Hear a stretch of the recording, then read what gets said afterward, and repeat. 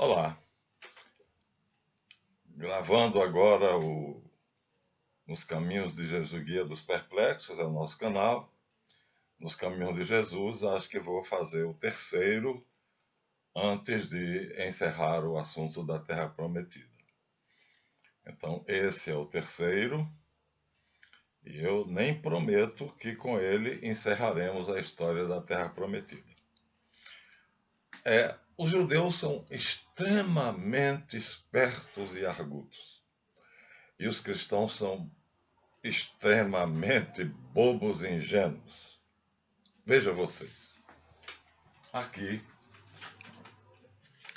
nós temos a Bíblia Vulgata, chamada comumente a Vulgata Clementina. Quem mandou fazê-la foi o Papa Honório, mas quem publicou foi o Papa Clemente. Ou seja, o Papa Honório morreu, enquanto São Jerônimo estava fazendo a tradução dos originais. Quer dizer, a Tanakh estava na mesa de Jerônimo, a Septuaginta estava na mesa de Jerônimo e outros papéis que ele estava anotando quando ele se debruçou e decidiu que só pararia quando ou ele morresse ou ele terminasse. Pois bem, ele terminou. Então, a chamada Bíblia Vulgata ainda é considerada uma das Bíblias em língua morta, porque o hebraico, que é o da Tanakh, não é falado. Esse hebraico quadrado é apenas escrito, é a língua sagrada. O hebraico escrito, eu até tenho em algum livro meu aí, a gente pode até mostrar para vocês como é. São os rabiscos, não são bonitos não, são um negócio meio rabiscado. Na verdade, os escritos sagrados são todos em hebraico quadrado, porque é a língua sagrada, mas não é a língua falada, né? Então, chama uma língua morta, não o hebraico, mas o hebraico quadrado. Só se usa em escritos sagrados. Então, a língua grega da Septuaginta era o grego koiné, também os escritos do Novo Testamento também são em grego koiné. Então, tanto o grego da Septuaginta quanto o grego das escrituras cristãs, quanto o latim da Vulgata Clementina de São Jerônimo, são consideradas Bíblias escritas em línguas sagradas, línguas muito antigas e línguas que têm uma assonância que de alguma forma é espiritual. Então, quando eu digo uma frase em latim, numa oração, quando eu digo uma frase em hebraico, em uma oração, quando eu digo uma frase em grego, em uma oração, é diferente de quando eu digo ela em português. Vamos tirar a limpo? Ouçam cuidadosamente. Vou citar o Gênesis hebraico, um pedacinho dele que eu tenho de memória. Sefer Bereshit. Bereshit bara Elohim et hashamayim vet haeret. Vaeretz yaita tohuv bohuv kshek alfenei tohum. Virua Elohim mirakfet alfenei chamayim. Viamer Elohim. Iai aor. Viai aor. Eu disse que no princípio Deus criou o céu e a terra era sem forma e vazia, em hebraico. Sefer Bereshit é exatamente o que nós mostramos aqui a vocês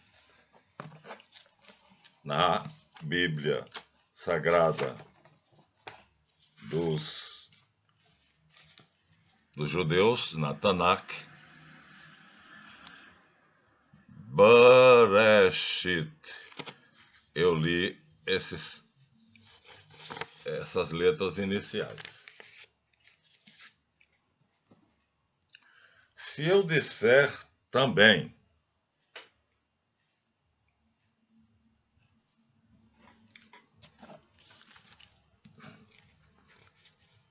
em latim, in principio creavit Deus caelum et terram, terra alta erat in annis et vacua, et tenebra erant super faciem abyssi, et spiritus Dei ferebatur super aquas.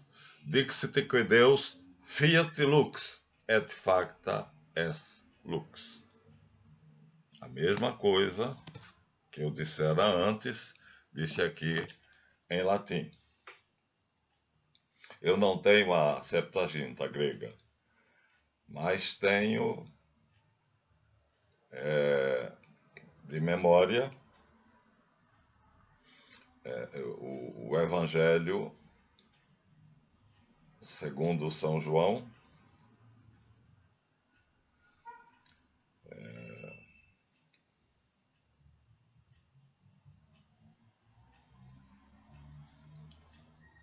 enarche enologos, kai o logos en prostonteon, kai theos enologos. Eis enarche prostonteon. Vou repetir.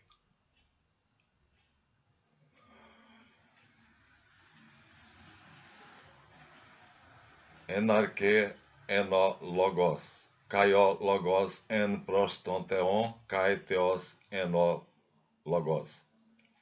Então eu disse, no princípio era o verbo, e o verbo estava com Deus, e o verbo era Deus.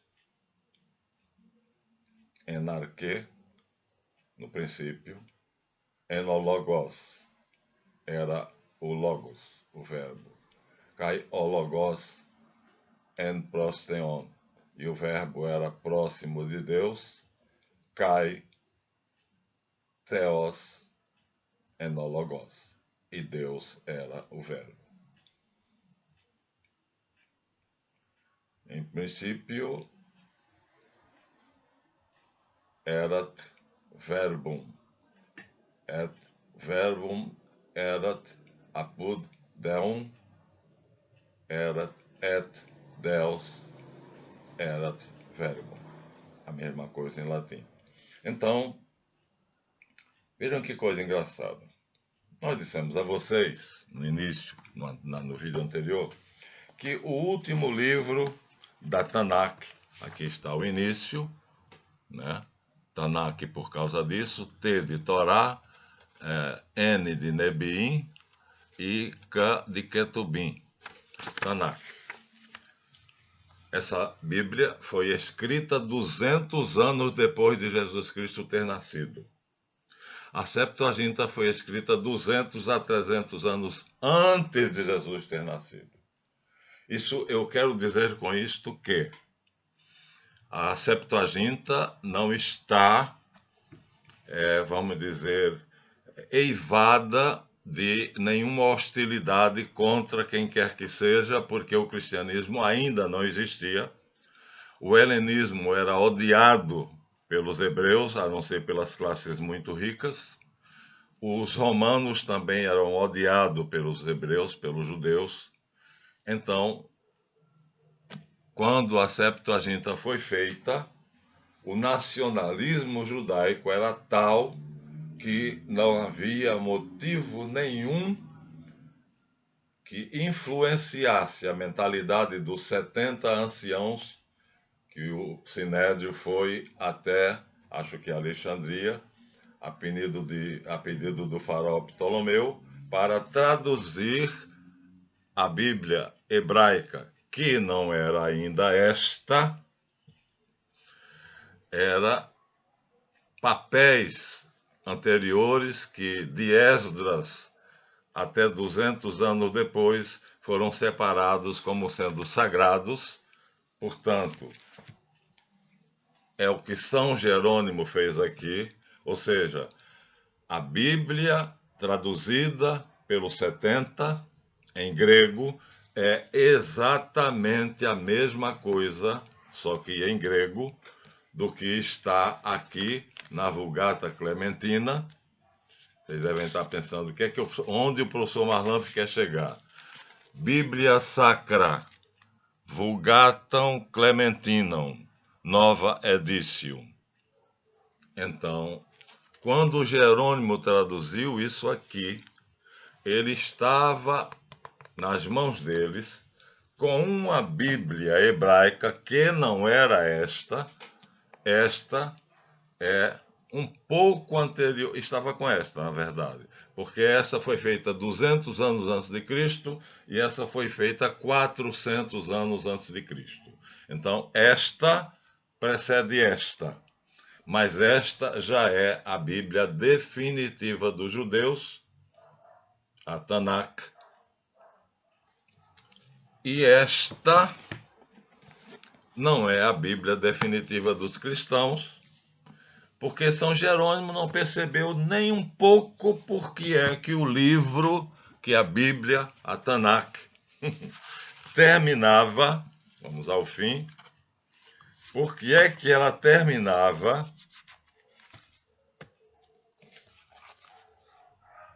com, nós já mostramos a vocês, o livro,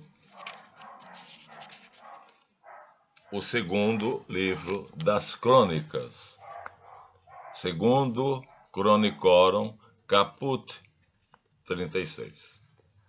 Por que ela terminava assim? Porque no final de tudo, a última coisa dita aqui é que Jerusalém será reconstruída e o templo dos judeus será reedificado. Olha, vejam bem, isto está assim aqui na Bíblia hebraica, feita 200 anos depois de Cristo. O templo de Jerusalém e Jerusalém já tinham sido destruídos por Vespasiano e Tito. No ano 70, Jesus previu, como castigo pela crucificação, pela negação do Filho de Deus, Jerusalém foi destruída, foi arrasada. No dia da crucificação, o véu do templo rasgou-se ao meio. Javé saiu de lá. Por isso que o véu rasgou-se ao meio. Ele pegava uma peça inteira, de parede a parede, então tinha que pegar de lá, abrir um pouquinho e passar para entrar no Sancta Sanctorum, no Santíssimo, e ele se rasgou, se abriu de cima a baixo, no meio. Ele não foi tirado de uma parede e afastado até a outra. Abriu-se ao meio. Então, se esta Bíblia foi escrita 200 anos depois de Cristo, aqueles que a escreveram já sabiam que Jesus havia sido crucificado e já sabiam que Jerusalém tinha sido destruída e que o templo tinha ficado apenas um pequeno muro, o Muro das Lamentações. Logo, com toda a lógica de que a minha mente é capaz, esta predição da reconstrução de Jerusalém e da reedificação do templo não é a mesma coisa que está nas outras Bíblias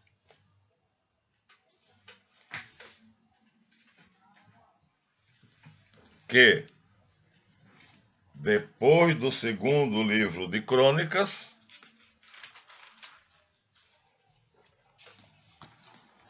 que é aquele que está ali por último, aqui, olha só, não está por último, porque depois do segundo livro de Crônicas, na nossa Bíblia das Paulinas, vem o livro de Esdras. O que faz todo sentido, porque o segundo livro de Crônicas termina exatamente com o decreto de Ciro. Edito de Ciro, rei da Pérsia, na verdade da Babilônia, rei do mundo na época. No primeiro ano de Ciro, rei da Pérsia, para que se cumprisse a palavra que o Senhor pronunciara por boca de Jeremias, o Senhor suscitou o espírito de Ciro, rei da Pérsia, o qual mandou divulgar um edito dizendo: assim fala Ciro, rei da Pérsia: todos os reinos da terra, Deus a mim, o Senhor Deus, o Deus dos céus, e ele mesmo me encarregou de lhe edificar um templo em Jerusalém, na Judéia. E ele mesmo, pela boca do profeta Daniel, que foi quem comunicou a Ciro a profecia de Jeremias, leu para Ciro. Ciro ficou bestificado, porque a profecia de Jeremias dizia: eis que eu chamarei o meu filho Ciro da Pérsia. Ele não me conhece, mas eu o conheço pelo nome, Ciro. Faz a sonância, em persa é Kuros. Em grego é Kyrios, que é a palavra que significa Messias, o Senhor. Ele sabia disso e ele ficou bestificado porque o Deus dos judeus, no ano 700 a 800, ele está conquistando aqui a Babilônia no ano 530, mais ou menos. 530 não, 430. Ele está conquistando a Babilônia entre 500 e 400 a.C. E ele disse: eu estou maravilhado. O Deus de vocês me conhece pelo nome. Quer dizer, 400 anos antes de Ciro ter nascido, o rei de Israel, o Deus dos céus, o rei de todo o universo, dizia: eis que eu chamarei o meu filho Ciros, Curos, Kyrios, em hebraico, para libertar os cativos da Babilônia. Daniel leu essa profecia para Dario. Dario enviou para Ciro e Ciro ficou perplexo. 400 anos antes dele ter nascido, o Deus do universo, o nosso Senhor e Pai de nosso Senhor Jesus Cristo, chamou Ciro pelo nome. Não disse apenas que um rei conquistaria a Babilônia e reedificaria Jerusalém e o templo. Meu filho, Curos, Kyrios, ungido. Coisa fantástica. Ele ficou bestificado e disse: imediatamente reúnam ouro, prata, pedras preciosas, joias e tesouros e vão até Jerusalém cumprir a ordem desse Deus, de um Deus que sabia que eu estava nascendo. E disse ao profeta Jeremias que estava me chamando do ventre da minha mãe para que eu fosse 400 anos mais tarde o libertador do povo dele da Babilônia. Esse é o verdadeiro Deus. Os persas têm uma religião muito semelhante à dos judeus. Eles não admitem imagem de escultura. Isso fazia com que os judeus achassem a religião de Ciro suportável, embora não fosse de modo nenhum aceitável para eles. Mas Ciro achava o contrário, que uma religião que também não admitia ícones, imagens, e que tinha um Deus que tinha chamado ele pelo nome antes, na hora que ele estava ainda na barriga da mãe dele, esse Deus era Deus. Ele não me conhece, mas eu o conheço pelo nome. Kuros, Kyrios. E aqui, o edito de Ciro, levado a ele por Dario, que era genro dele, encerra o livro de Crônicas, que é exatamente o que nós mostramos a vocês na Tanakh judaica. Deixa eu ver se eu consigo segurar É isso que está aqui. Só que a Tanakh acaba aqui. Enquanto que nas Bíblias católicas, protestantes, cristãs, depois desse edito de Ciro, vem o livro de Esdras, e Esdras é incumbido por Ciro de ir até Jerusalém, a Judéia, e reconstruir Jerusalém e a Babilônia. Ou seja, Esdras repete aqui, decreto de Ciro, o edito de Ciro, a mesma coisa que nós lemos ali, um pouquinho maior.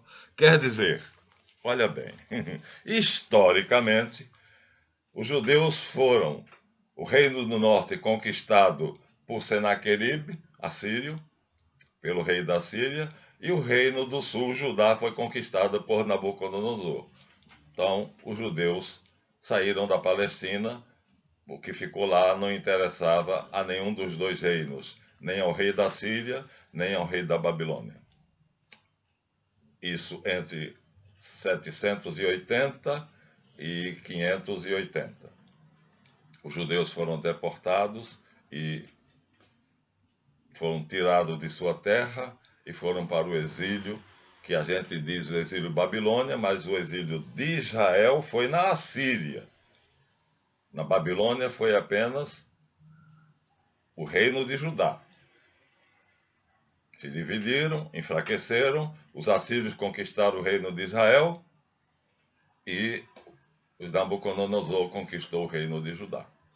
Então, faz muito sentido historicamente que no ano 430, sendo Ciro rei do mundo, porque conquistou a Medopérsia e depois conquistou o império de Nabucodonosor, a Babilônia, e quando ele viu a profecia de Jeremias, lida para ele por Daniel, de que Deus o tinha incumbido de libertar o povo judeu, ele ficou perplexo e disse: seja feito já, porque esse é um Deus verdadeiro.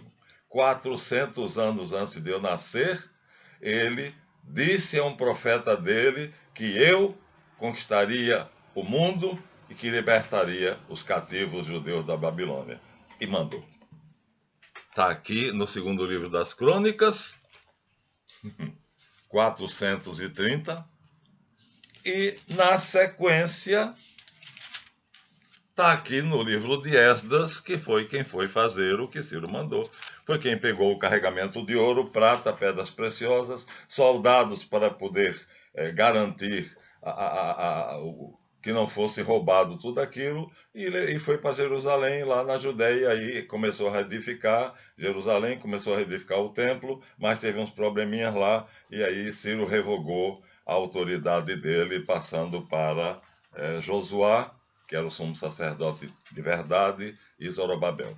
Isso é outra história. Então, olha só, como faz sentido colocar o livro de Esdras, para nós, historicamente depois do livro das Crônicas, segundo o livro de Crônicas, porque o segundo livro de Crônicas termina profetizando a reconstrução de Jerusalém e a reedificação do templo. E isso foi feito por Esdras, que depois caiu em desgraça, porque não era uma pessoa boa, e quem terminou o trabalho foi Zorobabel e Salatiel, junto com Josué, sumo sacerdote, que ele tinha feito um complô para tomar o poder dos verdadeiros legatários do poder. Então, simples, não é? O rei assírio conquista o reino de Israel e leva para a Síria cativo. O rei da Babilônia conquista Judá e leva cativo para a Babilônia. Dá-se muita importância ao cativeiro da Babilônia e não se fala que Israel estava debaixo do reino, do jugo do rei assírio, até porque o rei da Babilônia conquistou a Síria e depois então ficou sob ele. Então, quando Ciro conquistou a Babilônia, conquistou automaticamente tudo que era da Babilônia, portanto também a Síria. Logo, os cativos que voltaram foram todos os que saíram, Israel e Judá. Isto em 430 aproximadamente, e logicamente o rei Ciro deu dinheiro, ouro, prata, joias e tudo, e mandou uma escolta para que eu não vou dizer de novo, porque eu já chamei ele uma vez do que eu acho, mas só quando chegar ele eu vou dizer, mostrar para vocês quem foi Esdras, tá? Ele a máscara vai cair. Então, simples. Os judeus foram deportados da Palestina, ou Judéia, como quiserem, para a Mesopotâmia. Ciro reconquistou, aliás, além da Medopérsia, o Império Assírio e Babilônio, que estavam unidos sob Nabucodonosor, viu a profecia, mandou libertá-los e confiou ao Patife essa missão, e ele imediatamente foi fazer. Aqui ele dá o decreto de Ciro, a partida do exílio, o número dos repatriados, as tribos às quais pertenciam e tudo. Quer dizer, Esdras é a sequência cronológica do segundo livro de Crônicas. Então me respondam. Se vocês entenderam bem onde eu quero chegar, já perceberam.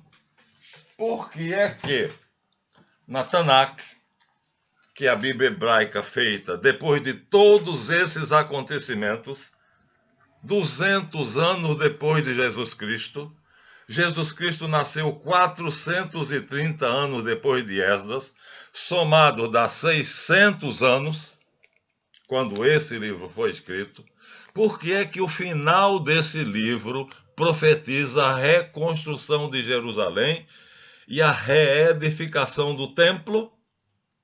Não é mais o que Esdras fez. O templo de Jerusalém foi destruído por Nabucodonosor. Jerusalém foi arrasada por um general de Nabucodonosor, que depois assassinaria o próprio cunhado, o filho de Nabucodonosor, né? Então, o que está aqui é uma pegadinha. Não é aquilo que nós lemos ali. Não é o decreto de Ciro que manda a autoridade judaica representada na época falsamente por Esdras, porque o verdadeiro sumo sacerdote era Josué e o verdadeiro descendente de Davi, o exilarca, era Zorobabel. Mas Esdras se apossou do poder e assim foi nomeado por Ciro para reconstruir Jerusalém. Então, o que vem depois disso aqui é o livro de Esdras, que existe. Eu falei bobagem dizendo que os judeus não aceitaram o livro de Esdras. Como não aceitaria? É o herói deles. O herói deles é Esdras. Está aqui, livro de Esdras. Ué, mas o que aconteceu aqui, o que está descrito aqui, e nas páginas sequentes, depois vem Neemias, que era colega de Esdras. Eu não sei se era tão patife quanto o outro, mas está aqui Neemias. Liber Neemias. E é depois destes dois livros que narram o fato da reconstrução de Jerusalém e da reedificação do templo dos judeus, pago às custas de Ciro, o persa. Está no meio da Tanakh hebraica, que é editada hoje. Esse livro é de hoje. E a profecia da reconstrução de Jerusalém e da reedificação do templo dos judeus é a última coisa que está na Tanakh. Então, isso aqui não se refere àquilo que Esdras e Zorobabel fizeram, e Salatiel e Neemias, não. Eles, quando fizeram esse livro no ano 200 depois de Cristo, eles sabiam que Esdras tinha reconstruído o templo, chamado o Templo de Zorobabel, depois que percebeu que Esdras não valia a pena botar o nome dele na história, ficou sendo o segundo templo, o Templo de Zorobabel, que era o verdadeiro exilarca, o rei segundo a dinastia davídica. E Josuá, o sumo sacerdote, segundo a dinastia sadoquita. Então, meus amigos, o que eu estou querendo dizer já disse. O que está aqui na mente do judeu de hoje não é o que Esdras começou e Zorobabel terminou lá atrás, nos livros de Esdras, Neemias, Daniel e tudo mais que falam do cativeiro da Babilônia. Aqui temos Daniel, que foi cativo da Babilônia, né?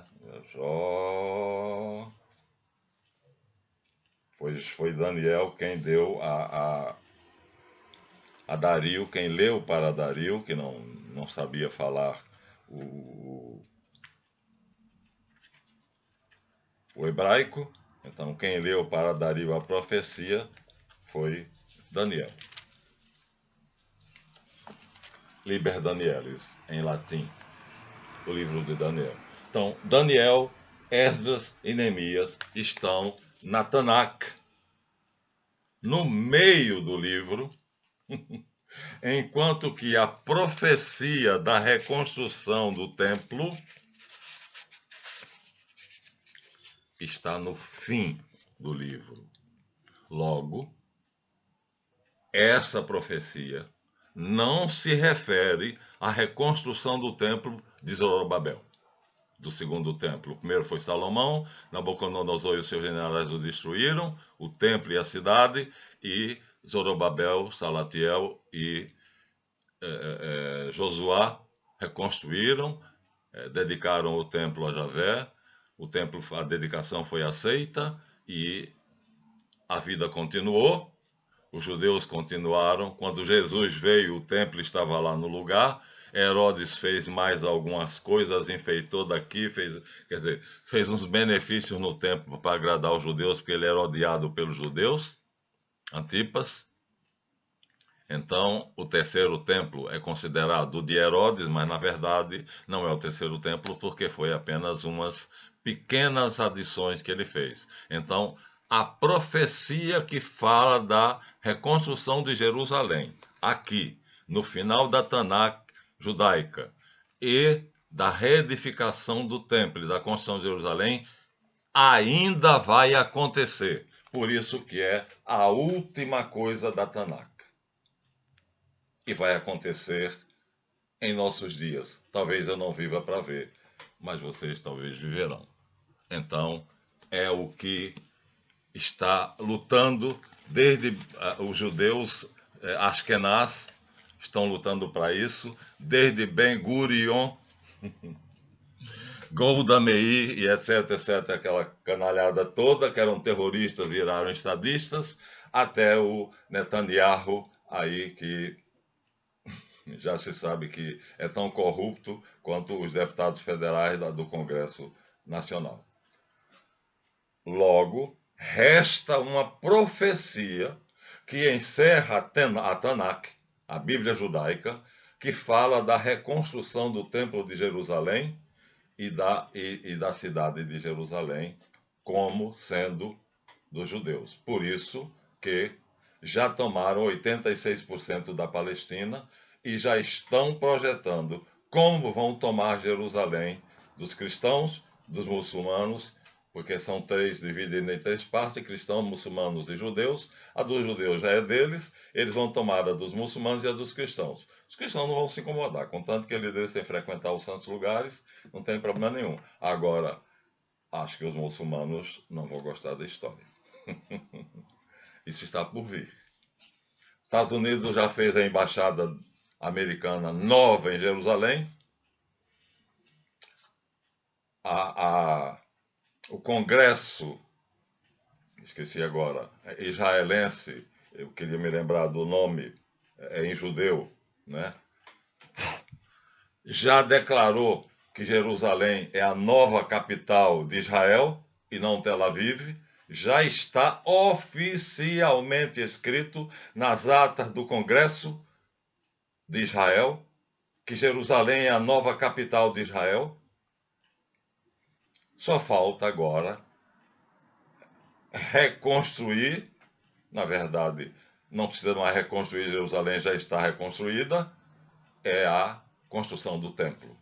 Que esse sim seria o terceiro, porque Salomão construiu o primeiro, Zorobabel reconstruiu, portanto, porque estava destruído mesmo, o segundo, e o terceiro será reconstruído. O que Herodes fez foi uma reforma.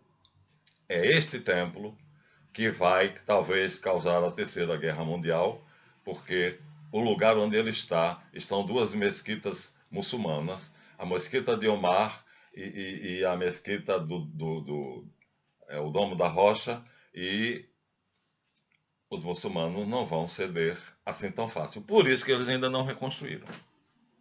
Senão já teriam feito. Aí nós vemos Bispo Macedo na série dele, Apocalipse, mostrando o anticristo reconstruindo o Templo de Jerusalém, porque na verdade todos os cristãos sabem que quem vai reconstruir o terceiro templo será o anticristo e não o Cristo.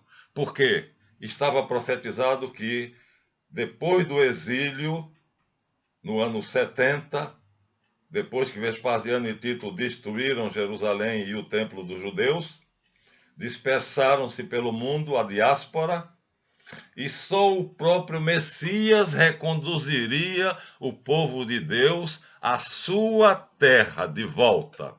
Isso foi dito claramente num vídeo pelo rabino Israel Davidson Weiss. E seria em paz.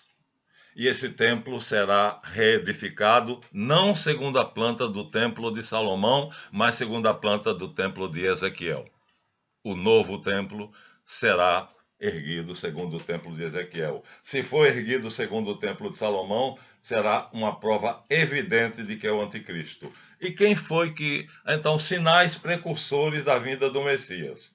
Os judeus voltam à Palestina. Já voltaram. Isso quer dizer que o novo Messias já está aí. Quem é?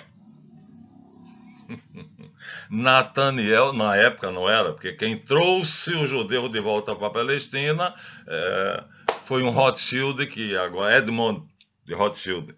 Edmond Barão de Rothschild trouxe o judeu de volta à Palestina. Então, está cumprida a profecia. A volta dos judeus à sua pátria. Feita por quem? O bilhete datilografado de Sua Majestade Britânica e levado por Lord Balfour, primeiro-ministro inglês, para Lord Edmund Barão de Rothschild, foi em 1914, e dava a Palestina aos Rothschild. Na verdade, é escrito. O nome de Rothschild está escrito no bilhete. Só pede que ele dê essa notícia ao movimento sionista mundial. Comunique. Mas é sua. Então, os ingleses tomaram do sultão Hamid II, porque era do Império Otomano, mataram o sultão, desmembraram o império, pegaram a Palestina e disseram para Edmond de Rothschild: está aí, de presente, de Sua Majestade Britânica, para lhe honrar como um lord inglês.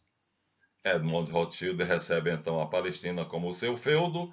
Na verdade, só tinha 26% do que era o Estado de Israel, e hoje é 86%, e será 100%. E a capital da Palestina, do Israel, do Estado sionista de Israel, não será Tel Aviv, será Jerusalém. Vocês verão muito em breve. Isso já está nos planos dos Rothschild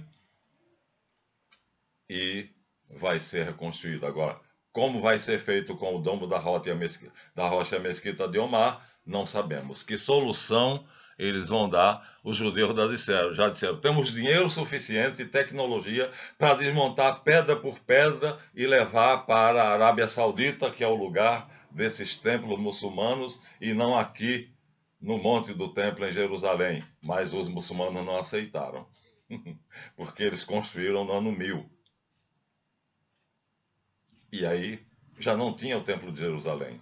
Aí agora Os judeus querem desmontar os templos muçulmanos para terem, coitados, o seu templo nacional, que foi destruído por Vespasiano e Tito pela segunda vez, porque Nabucodonosor e seus generais já tinham destruído no ano 580 pela primeira vez. Vespasiano e Tito destruiu de novo, pela segunda vez. E agora, Jerusalém já está reconstruída, só falta reconstruir o templo.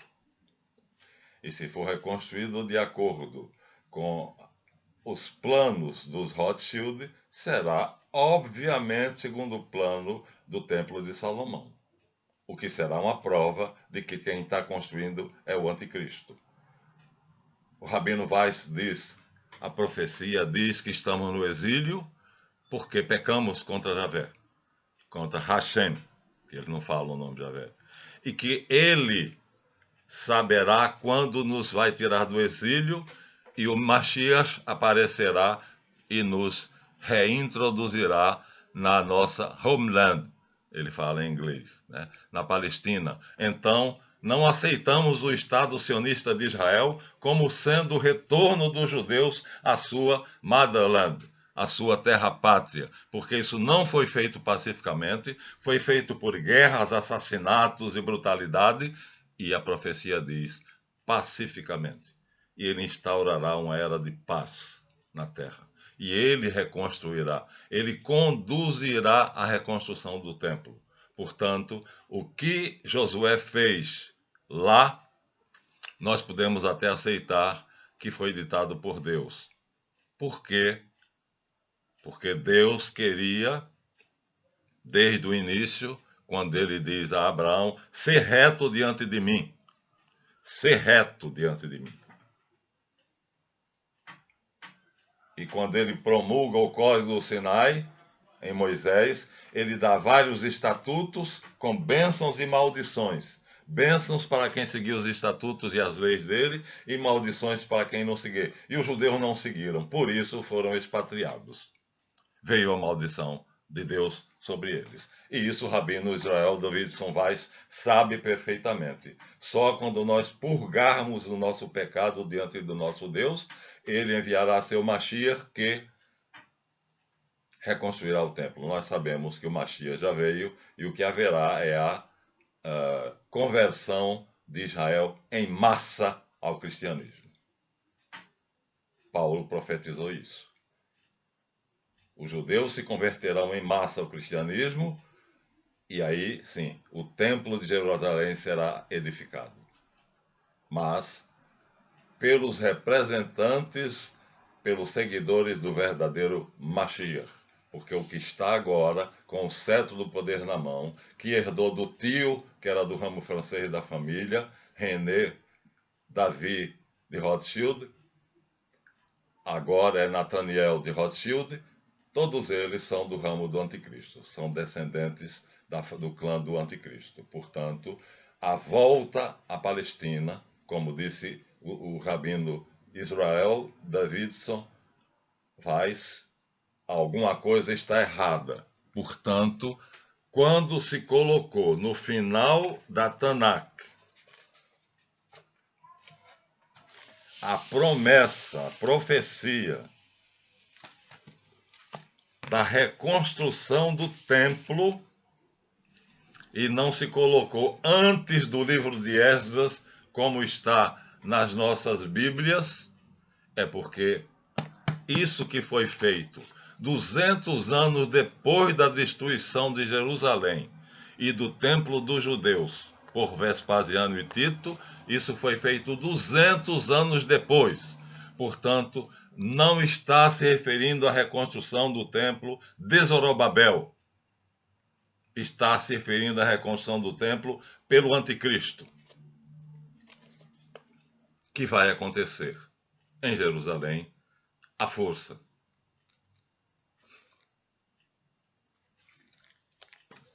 Mas isso é uma deturpação, porque quando Deus disse a Abraão, vai para a terra que eu te darei, será assunto do próximo vídeo, e quando disse a Isaac, Não se case com a estrangeira, porque assim você perderá o direito de herdar a terra que eu prometi ao teu pai. E quando disse a Jacó, olha para o ocidente, o oriente, o ocidente, o norte e o sul, e veja todo o horizonte que você conseguir ver, tudo isso será dos teus descendentes ou do teu descendente. Essa é a palavra que eu vou reservar para o próximo vídeo, porque a questão é teus descendentes ou teu descendente. Ficaremos aqui para esclarecer isso na próxima. Aí eu creio que vocês entenderão que o que está traduzido e que eu tentei por muito tempo dizer que desclassificar, que seriam acréscimos, que seriam alguma coisa feita pelo patife do Esdras, não é verdade.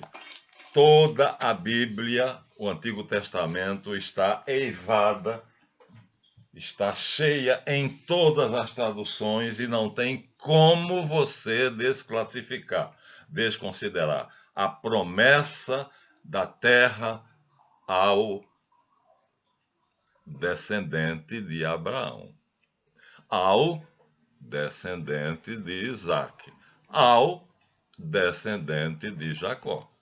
Assim como está prometida a Eva e a Adão, quando eles pecaram no paraíso, que eu porei inimizade entre tu e a serpente, ou entre a serpente e a mulher, entre teu descendente e o descendente dela. Teu descendente é o clã de Rothschild, da serpente, e o descendente da mulher é Jesus. É teu descendente. Vou provar isso no próximo vídeo, porque finalmente nós encerraremos. Esse não vai além dos 50 minutos, porque a questão agora está na descendência. A quem é que a terra é prometida? É aos descendentes de Abraão, Isaque e Jacó ou ao descendente? Quem é que esmagará a cabeça da serpente? São os descendentes da mulher, que nós chamamos Eva por metáfora, ou será o descendente da mulher? Pensem nisso até que eu venha com o próximo vídeo.